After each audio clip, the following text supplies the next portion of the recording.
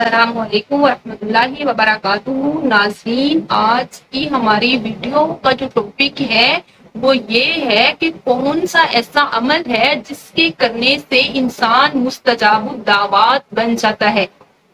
تو حضرت سعد بن ابی وقاص رضی اللہ تعالیٰ عنہ یعنی صحابی رسول نے نبی کریم صلی اللہ علیہ وسلم سے درخواست کی کہ یا رسول اللہ، مجھے ایک ایسا عمل بتا دیجئے جس کے کرنے سے میں مستجاب الدعوات بن جاؤں، یعنی میری دعائیں قبول ہونے لگ جائیں۔ تو آپ صلی اللہ علیہ وسلم نے ان کو یہ عمل بتایا کہ تم اپنے رزق کو حلال اور پاکیزہ رکھو، تکن مستجاب الدعوات، تم مستجاب الدعوات بن جاؤ گے، یعنی تمہاری ہر دعا جو ہے وہ قبول ہونے لگے گی۔